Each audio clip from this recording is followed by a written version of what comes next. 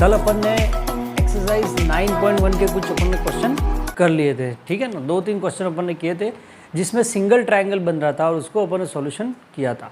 आज अपन उसके आगे क्वेश्चन नंबर 6 से अपन करेंगे जो कि जिसमें डबल ट्रायंगल बनता है, ठीक है ना। और वहाँ पे अपन क्वेश्चन करेंगे कि उन क्वेश्चन को किस तरह से अपन सॉल्व कर सकते हैं। तो आज अपन उसी क्रम में आगे 6 क्वेश्चन करते हैं। देखो 6 क्वेश्चन अंदर बुक में क्या लिखा हुआ है, 1.5 मीटर लंबा लड़का, ठीक है ना, एक लड़का है 1.5 मीटर उसकी हाइट है, 30 मीटर ऊंचे भवन से कुछ दूरी पर खड़ा है। अब इसमें डायग्राम मोस्ट इंपॉर्टेंट है, अगर आपके डायग्राम सही बन गया तो सॉल्यूशन ऑटोमेटिक सही हो जाएगा, ठीक है ना।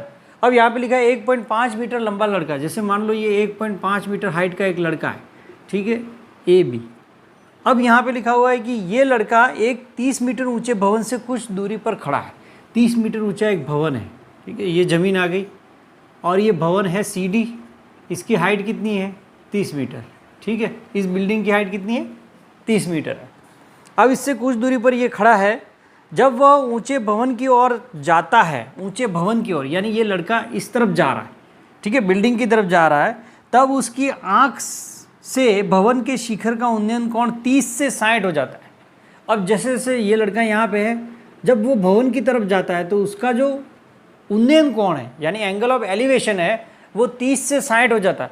अपन जैसे ही किसी बिल्डिंग के पास जाते हैं तो अपन को गर्दन और ऊंची करनी पड़ेगी जैसे जैसे पास में जाएंगे, इसका मतलब अपना एंगल ऑफ एलिवेशन बढ़ता जाता है। तो यहाँ से अभी डायग्राम कैसे बनाएंगे, देखो उस लड़के की आँख यहाँ है तो आपको एक तो क्षैतिज रेखा यूँ खींचनी है, ये हॉरिजॉन्टल आँख का। तो अभी मान लो फर्स्ट पोजीशन यहाँ पे और यहाँ से एंगल ऑफ एलिवेशन यानी उन्नयन कोण ये बन रहा है, ये वाला यू बनेगा, ये अभी है 30 डिग्री है।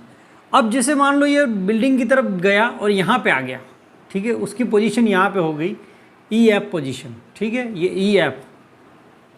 तब उसका जो आँख से एंगल ऑफ एलिवेशन है ये, ठीक है, कितना हो गया ये एंगल ऑफ एलिवेशन 60 डिग्री हो गया। कितना हो गया 60, यानी जैसे जैसे अपन पास जाएंगे पास वाला एंगल बड़ा होता है, एंगल ऑफ एलिवेशन जैसे अपन बिल्डिंग के पास जाएंगे तो वो थीटा 30 से 60 हो गया। अब ये लड़के की हाइट, ये 1.5 मीटर, तो ये भी 1.5 मीटर हो गया।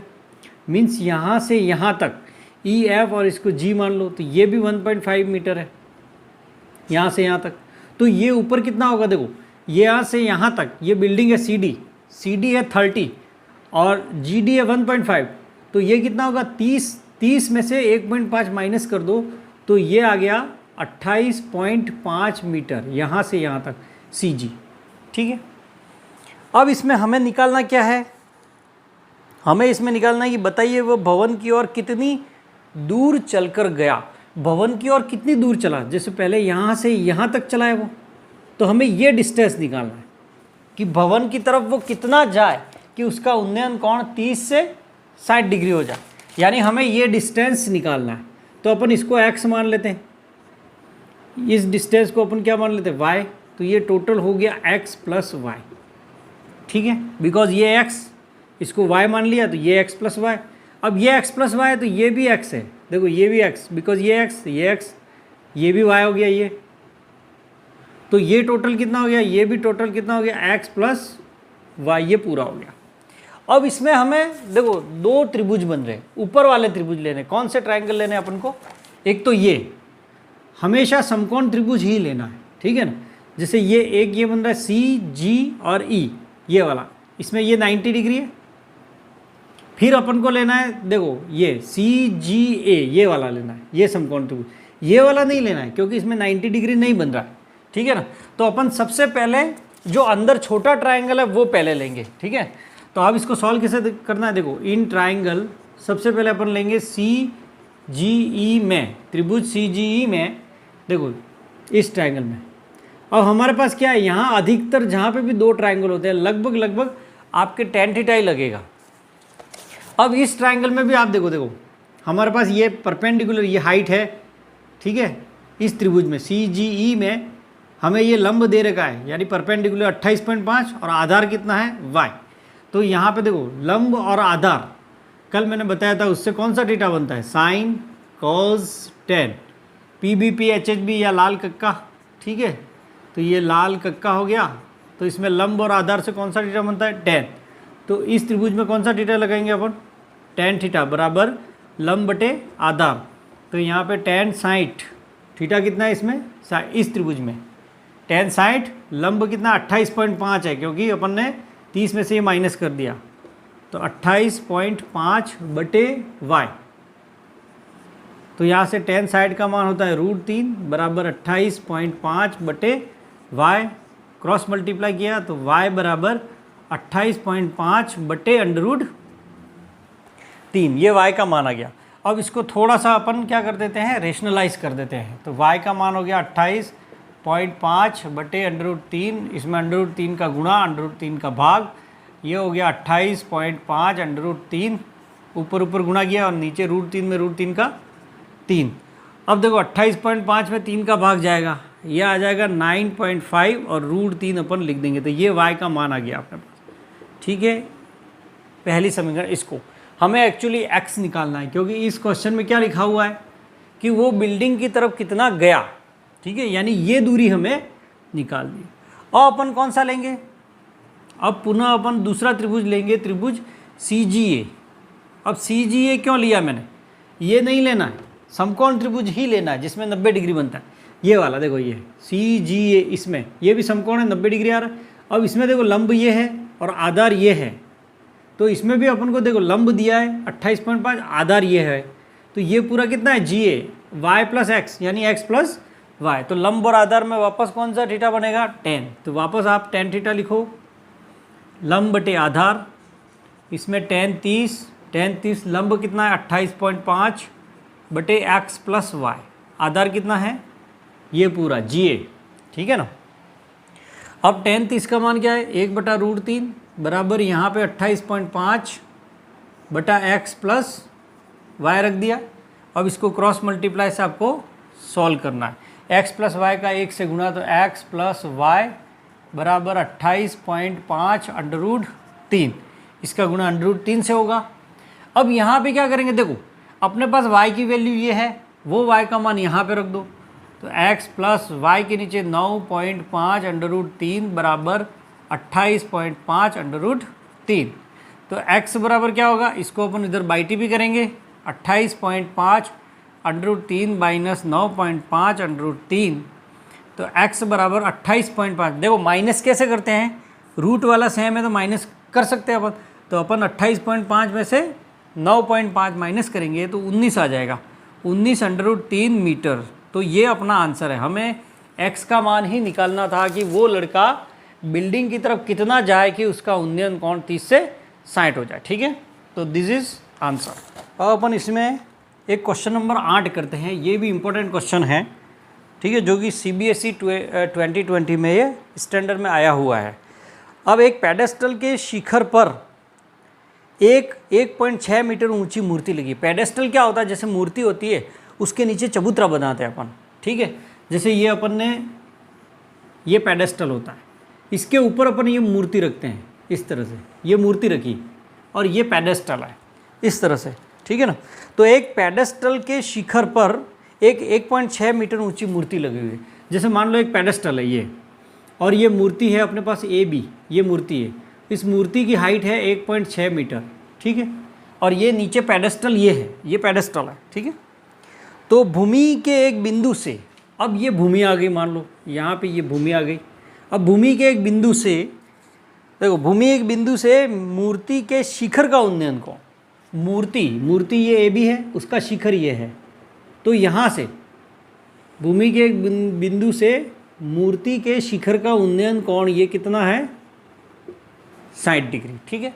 अब इस पॉइंट को C मान लेते हैं, यहाँ पे अपन D लिख देते हैं। और उसी बिंदु से पेडेस्टल के शिखर का उन्नयन कोण, अब आगे लिखा है इसी बिंदु से पेडेस्टल का शिखर कौन सा, ये पेडेस्टल है, उसका शिखर ये है, तो उसका उन्नयन कोण यहाँ पे कितना दे रखा है, 45 डिग्री। अंदर देखना आप सवाल में कितना दे रखा है, ये 45 डिग्री है, ठीक है ना। इसका मतलब हमें देखो भूमि के एक बिंदु से जो मूर्ति का शिखर है उसका उन्नयन कोण तो 60 डिग्री, ये पूरा कितना है 60 डिग्री ये। और उसी बिंदु से ये जो पेडेस्टल है उसके शिखर का उन्नयन कोण कितना है, 45 डिग्री है। तो इसमें हमें हाइट निकालनी है पेडेस्टल की, ये पेडेस्टल है, तो इस पेडेस्टल की हाइट निकालनी है, तो उसको अपन क्या मान लेते हैं, h मान लिया। अब देखो ये टोटल कितनी हो जाएगी, AC ये 1.6 प्लस h, तो ये टोटल हो गई 1.6 प्लस h मीटर, ठीक है। अब हम इसमें कौन से दो ट्राइंगल लेंगे, इसमें भी दो ट्राइंगल बन रहे हैं, तो राइट ट्राइंगल कौन सा, देखो ये 90 डिग्री है, ये अपना 90, तो एक ट्राइंगल तो ये लेंगे BCD, ये अंदर वाला छोटा, उसके बाद दूसरा ट्राइंगल लेंगे अपन ACD, ये बड़ा ट्राइंगल, ये वाला लेंगे, क्योंकि दोनों में 90 डिग्री आना चाहिए, ठीक है।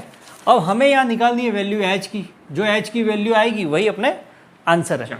तो त्रिभुज हमें लेना है BCD, तो BCD में देखो इस ट्राइंगल में देखो ये थीटा है, ये कितना है 45 के सामने ये लंब और ये आधार। अब यहाँ पे देखो इस मानेंगे किसको, इस आधार को अपन क्या मान लेते हैं, x मान लेते हैं, क्या मान लेते हैं, हमें नहीं दिया है, ठीक है, क्योंकि कॉमन साइड हमेशा मानना किसको है, कॉमन साइड को मानो। जैसे ये CD साइड जो है वो BCD में भी आ रही है और इस बड़े ट्राइंगल ACD में भी ये CD आएगी। देखो ये लंब है और ये आधार है, अपन को लंब और आधार दिया है, तो अपन कौन सा, देखो sine cos tan LAL KA, कौन सा थीटा लगेगा लंब और आधार में, 10, तो अपन वापस tan थीटा लिखेंगे यहाँ पे, लंब बटे आधार यानी perpendicular upon base, tan theta के नीचे क्या लिख देंगे 45 डिग्री, लंब कितना है h और आधार कितना है x। अब tan 45 आप देखोगे वैल्यू अंदर 1 होती है, बराबर h upon x, cross multiply करेंगे तो इससे आ जाएगा x बराबर h, ठीक है। जहाँ पे भी tan 45 डिग्री होता है वहाँ पे लंब और आधार सेम होते हैं, ठीक है ना। tan 45 का मतलब ये परपेंडिकुलर और बेस दोनों की वैल्यू क्या होगी, सेम होगी। तो ये एक इक्वेशन आ गई। अब अपन दूसरी इक्वेशन कैसे बनाएंगे, अब अगेन अपन कौन सा ट्राइंगल लेंगे, देखो कौन सा त्रिभुज लेना है, ACD लेना है। ACD में ACD क्यों लेना है, हमें ये नहीं लेना है क्योंकि इसमें 90 डिग्री नहीं बन रहा है, ठीक है ना, क्योंकि ट्रिग्नोमेट्री के जो थीटा होते हैं जितने भी वो राइट ट्राइंगल में ही लगते हैं। अब अपन लेंगे ACD, ये ACD में देखो इसमें भी क्या दिया अपने पास, ये लंब है और ये आधार है, तो इसमें भी अगेन क्या लगेगा, tan थीटा लगेगा। तो यहाँ पे भी tan theta is equal to लंब बटे आधार या परपेंडिकुलर अपन बेस, तो tan थीटा कितना है, देखो इस बड़े ट्राइंगल के लिए थीटा ये है, ये पूरा 60 है, तो यहाँ पे लिखेंगे 60 डिग्री, लंब कितना है 1.6 प्लस h, क्यों लिखा, क्योंकि ये पूरा AC अपॉन CD है ना, तो परपेंडिकुलर इसमें AC है और बेस क्या है CD, तो अपॉन आधार, आधार कितना है x है, ठीक है। अब अपन यहाँ पे देखो tan 60 के नीचे उसकी वैल्यू √3, 1.6 प्लस h अपॉन यहाँ x के नीचे भी इसको यहाँ x को भी अपन h से रिप्लेस कर देंगे, बिकॉज यहाँ से इक्वेशन 1 में x इक्वल टू h है, तो वो मान अपन यहाँ पे पुट कर देंगे, क्योंकि हमें x हटाना है, x गायब करना है, हमें h की वैल्यू निकालनी, इसलिए अपन यहाँ x को किससे रिप्लेस कर देंगे, h से। अब इसको सॉल्व करो, क्रॉस मल्टीप्लाई करेंगे तो h √3 बराबर, यहाँ कुछ नहीं 1, इसका 1 से करेंगे तो वही आएगा 1.6 प्लस h। अब h वाले देखो इसको सॉल्व कैसे करना है, h को उधर बाई टी करना है, तो h √3 minus h is equal to 1.6 हो गया। अब इन दोनों में अपन क्या कॉमन लेंगे, h कॉमन लेना आपको, h कॉमन लिया तो √3 माइनस 1 इज इक्वल टू 1.6, यहाँ पे √3 और यहाँ पे क्या बचा 1 बचा, ठीक है ना। अब h इज इक्वल टू ये हो जाएगा 1.6 अपॉन √3 माइनस 1 नीचे आ गया। अब इसको आप और सॉल्व कर सकते हो, इसको रेशनलाइज करना है तो √3 प्लस 1 से मल्टीप्लाई, √3 प्लस 1 से डिवाइड, नीचे जो भी डिनोमिनेटर में है, हर में जो भी है उसके विपरीत चिन्ह का गुणा और भाग करते हैं।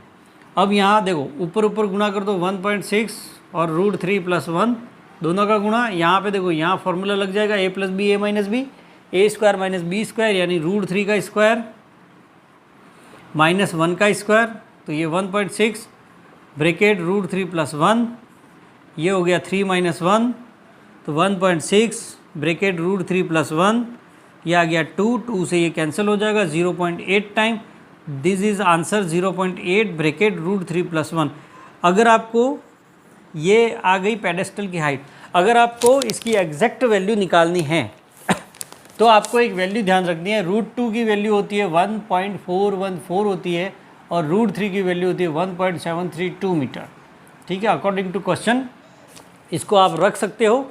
यहाँ पे एग्जैक्ट मीटर निकालना है तो आप √3 की जगह ये वैल्यू रख दो, फिर इसको पूरा सॉल्व कर दो मल्टीप्लाई करके, तो आपकी एक्चुअल वैल्यू, एग्जैक्ट वैल्यू आ जाएगी। ठीक है, एक और इम्पोर्टेंट क्वेश्चन करते हैं अपन, 10 क्वेश्चन, ये बोर्ड एग्जाम में बहुत बार ये आ चुका है।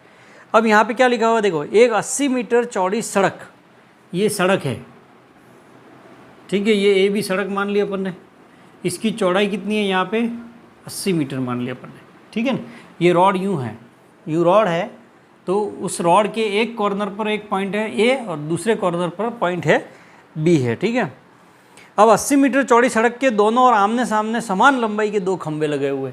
अब यहाँ पे दो खंभे हैं समान लंबाई के, एक ये खंभा है और एक ये खंभा है। ठीक है, तो ये ए सी खंभा है और दूसरा ये बी डी खंभा है। मान लिए कि ये दोनों खंभे हैं। अब दोनों की हाइट सेम है, तो दोनों की हाइट यहाँ पे मैं मान लेता हूँ ये एच है और ये भी हाइट मान लेते हैं अपन एच है। ठीक है, अब इन दोनों खंभों के बीच सड़क के एक बिंदु से खंभों के शिखर के उन्नयन कोण, उन्नयन कोण का मतलब एंगल ऑफ एलिवेशन 60 और 30 है। अब यहाँ ध्यान से पढ़ना, देखो इन दोनों खंभों के बीच सड़क के एक बिंदु से, अब यहाँ पे सड़क के बीच में यहाँ पे पॉइंट है, बीचों बीच में नहीं है, बीच में कहीं पे भी है यूँ, तो इस पॉइंट से इन दोनों खंभों के शीर्ष यानी शिखर, ये शिखर के उन्नयन कोण, जैसे ये उन्नयन कोण और इस बिंदु से इसके शिखर का उन्नयन कोण इस तरह से। ठीक है ना, एक बिंदु से खंभों के शिखर के उन्नयन कोण क्रमशः 60 और 30 है, तो मान लो कि ये 60 है और ये है 30। ठीक है, तो ये उन्नयन कोण इस तरह से डायग्राम बनेगा। तो हमें यहाँ पे ये निकालना है कि खंभों की ऊंचाई और खंभों से बिंदु की दूरी ज्ञात करो। एक तो हमें खंभों की ऊंचाई भी निकालनी है, तो उसको तो अपन ने एच एच मान लिया। ठीक है, दोनों इक्वल है, दोनों सेम हाइट के हैं, और उस बिंदु की दूरी भी निकालनी है, खंभों से बिंदु की दूरी। अब ये बिंदु है, मान लो ये ई पॉइंट है, अब ये बिंदु इस खंभे से x मीटर दूर है, ऐसा मान लेते हैं। तो इस खंभे से ये दूरी कितनी हो जाएगी, देखो ए बी टोटल कितनी 80 है, और अपन ने ये ए कितनी मानी है x मानी है, तो ये 80 में से ये x गया, तो ये दूरी कितनी आ जाएगी 80 माइनस एक्स, कितनी आ जाएगी 80 माइनस एक्स, बिकॉज ए से बी तक 80 है और ये x है, तो ये दूरी कितनी आ जाएगी 80 माइनस एक्स। तो हमें ये दूरी भी निकालनी की, ये बिंदु इस खंभे से कितना दूर है और इस खंभे से कितना दूर है, ये भी हमें निकालना है। अब इस क्वेश्चन को अपन यहाँ पे करते हैं। देखो यहाँ पे सीधे सीधे है, ये 90 डिग्री बनेगा और ये भी 90, तो इसमें एक ये ट्रायंगल लेना है और एक ये ट्रायंगल अपन को लेना है इसमें। तो सबसे पहले अपन ये राइट ट्रायंगल लेंगे। कौन सा ट्रायंगल लेंगे, त्रिभुज CAE में देखो कौन सा थीटा लगेगा, आप आराम से बता सकते हो। थीटा के सामने ये है परपेंडिकुलर यानी लंब, और ये बेस, देखो लंब और बेस हमें दिया है h और x, तो अपन कौन सा थीटा लगाएंगे tan, तो यहाँ पे सीधा tan theta is equal to लंब बटे आधार, तो यहाँ पे tan थीटा कितना है इसमें 60, लंब कितना है h, आधार कितना है x, tan साइड कितना होता है √3 बराबर h बटा x, x का वज्र गुणा कर दो तो x √3 बराबर h। बस इसको आगे सॉल्व नहीं करना, ये एक इक्वेशन हमें यहाँ से ये मिल गई। ठीक है, अब अपन दूसरा ट्रायंगल लेते हैं ये वाला। ठीक है, अब अगेन त्रिभुज DBE में इसमें भी देखो अपने पास लंब है h और आधार 80 माइनस एक्स है, तो इसमें भी अपन tan थीटा ही लगाएंगे, क्योंकि लंब और आधार दिया हो तो tan थीटा लगता है। तो यहाँ पे भी tan थीटा बराबर लंब बटे आधार, tan यहाँ पे थीटा कितना है 30, लंब कितना है h, आधार कितना है 80 माइनस एक्स। ठीक है, अब यहाँ tan 30 का मान क्या होता है 1 बटा √3 बराबर h बटा 80 माइनस एक्स। अब इसको वज्र गुणा करो, 80 माइनस एक्स का गुणा यहाँ से h का √3 से करो, h √3 बराबर 80 माइनस एक्स का 80 माइनस एक्स। अब अपन देखो यहाँ पे वैल्यू कैसे रखेंगे। सबसे पहले देखो यहाँ x√3 बराबर h, यानी h का मान किसके बराबर है, x√3 के बराबर है। तो यहाँ पे h की जगह अपन क्या रख देंगे, x√3 रख देंगे। तो यहाँ h है, वहाँ पे अपन लिख देंगे x√3, और ये √3 है ही तो डॉट √3 यानी इंटू, ठीक है, ये गुणा है। और यहाँ पे लिख देंगे 80 माइनस एक्स, h की जगह मैंने क्या लिख दिया, x√3। अब इन दोनों का गुणा कर, देखो √3 में √3 का 3, तो 3x बराबर 80 माइनस एक्स, माइनस एक्स उधर जाएगा, 3x प्लस x बराबर 80, कितना हो गया, तो ये 4x बराबर कितना हो गया 80, तो x बराबर 80/4, तो ये आ गया 20। यानी हमें x का मान तो मिल गया, यानी ये x यानी ए कितनी हो गई 20 मीटर। यानी वो बिंदु जो है वो यहाँ से ए से तो 20 मीटर है, तो बी से कितना है 60 मीटर है, क्योंकि ये कुल चौड़ाई कितनी 80 है। तो इसका मतलब हमें ये मिल गया कि ए एक्स बराबर 20, और अपन लिख सकते हैं कि बी 80 माइनस 20 यानी 60 मीटर। यानी वो जो बिंदु है वो पहले खंबे से तो 20 मीटर दूर है, दूसरे खंबे से 60 मीटर दूर है, ये तो मिल गया। अब हमें इसमें देखो खंबे की हाइट निकालनी है, तो यहाँ से इक्वेशन फर्स्ट से x का मान कितना है अपने पास 20 आया। अब बिकॉज अपन देखो h बराबर क्या है, x√3 है, ठीक है ना, तो यहाँ पे x का सीधा सीधा मान रख देंगे तो अपने पास h आ जाएगा। x का मान क्या है 20, तो 20√3 मीटर, ये उत्तर आ गया आपके कि खंबे की ऊंचाइयाँ कितनी है 20√3। अगर आपको एग्जैक्ट निकालना है मान लो, तो मैं 20 इंटू √3 का मान 1.72 रखता हूँ, ठीक है ना, यहाँ 1.732 रख देते हैं अपन, चलो ठीक है। अब इन दोनों का गुणा कर दो आप, तो गुणा कैसे करेंगे, पॉइंट हटाएंगे, 3 0, 1 0 से 1 0 कट गया, 2 दूनी 4, 3 दूनी 6, 7 दूनी 34। अब ये नीचे बटा 100 है, तो 1 2 के बाद यहाँ पे दशमलव, तो ये 34.64 मीटर, ये एग्जैक्ट इसका आंसर है।